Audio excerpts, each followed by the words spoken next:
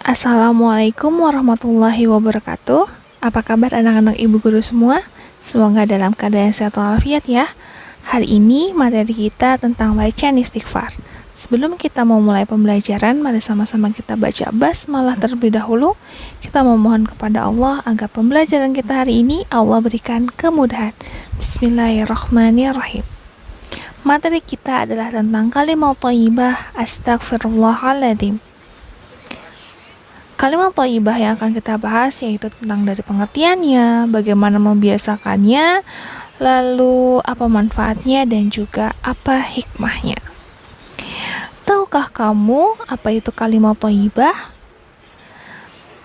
Kalimat thayyibah adalah kalimat atau ucapan yang baik yang mendatangkan pahala dan keridhaan Allah Subhanahu wa taala dengan diucapkan mudah dihafal dan menambah keimanan. Amati gambar berikut. Pernahkah kalian melakukan kesalahan kepada Allah? Apa yang kamu lakukan apabila telah berbuat dosa kepada Allah? Lalu, coba kalian perhatikan lagi, siapa pencipta alam semesta ini? Begitu pula dengan gunung, air, tumbuhan, dan juga hewan. Siapakah yang menciptakan?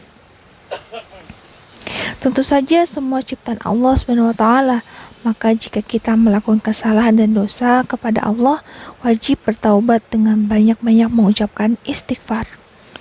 Kalimat astagfirullahaladzim artinya adalah aku mohon ampun kepada Allah, Tuhan yang Maha Agung. Kalimat astagfirullahaladzim disebut juga dengan kalimat istighfar. Kalimat thayyibah istighfar secara bahasa berasal dari bahasa Arab al-ghafaro yang berarti menutupi dosa. Dari segi istilah, istighfar adalah ungkapan memohon ampun kepada Allah karena kesadaran akan adanya dosa.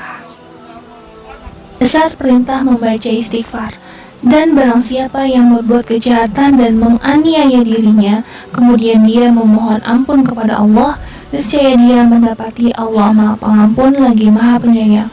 Quran Surat An-Nisa ayat 110. Melafalkan kalimat istighfar. Yang pertama, mendapat ampunan dari Allah. Allah telah menjamin ampunannya seluas langit dan bumi kepada siapa saja yang bersegera beristighfar setelah melakukan salah dan dosa.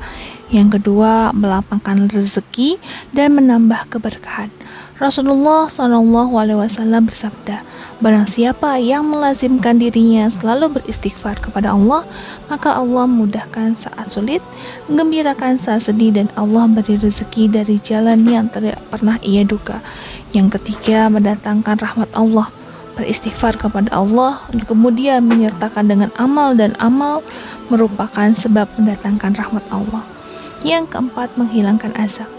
Istighfar adalah salah satu faktor penting hilangnya azab, sebagaimana firman Allah dalam surat Al-Anfal ayat 33. Dan yang kelima, menjadi sebab terkabulnya doa seorang hamba. Dengan beristighfar, Allah akan menutup dosa manusia dan mengabulkan doa yang dimohonkannya.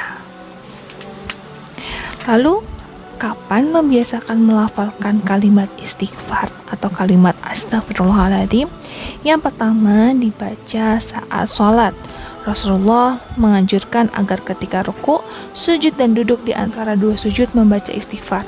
Bahwasanya Rasulullah SAW banyak membaca dalam ruku dan sujudnya, Subhanakallahumma rabbana wa bihamdika Allahumma ghafirli. Yang kedua, dibaca setelah sholat. Di sini dalam riwayat Imam Muslim meriwayatkan apabila Rasulullah selesai sholat, sesudah salam beliau beristighfar 3 kali dan berdoa. Dan yang ketiga, dibaca setelah melakukan kesalahan dan dosa. Setiap orang yang sudah terlanjur berbuat dosa hendaknya segera meminta ampun kepada Allah. Lalu apa hikmah mengucapkan kalimat thayyibah astagfirullahaladzim? Yang pertama, membaca istighfar mendidik untuk menyadari akan banyaknya kesalahan dosa yang pernah dilakukan. Membaca istighfar mendidik untuk memperbaiki diri dengan menghiasi dengan aneka kebaikan. Yang ketiga, membaca istighfar mendidik untuk berusaha tidak melakukan berbagai keburukan dan dosa.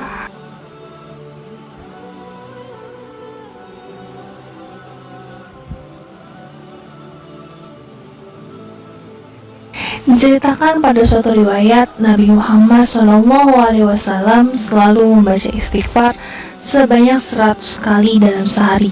Padahal beliau adalah manusia yang telah dijamin oleh Allah akan masuk surga.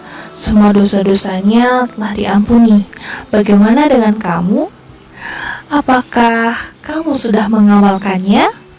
Biasakan diri mengucapkan kalimat thayyibah selama di rumah, di lingkungan, dan di madrasah ya. Itulah tadi materi kita hari ini tentang bacaan istighfar. Semoga kita makin memahami kebesaran Allah SWT, memiliki sikap rendah hati dan juga pemaaf sebagai wujud implementasi dari istighfar, dan kalian mampu melafalkan istighfar dalam kehidupan sehari-hari. Wallahu a'lam. Kita akhiri pembelajaran kita hari ini dengan membaca hamdalah. Alhamdulillahirabbil alamin. Wassalamualaikum warahmatullahi wabarakatuh.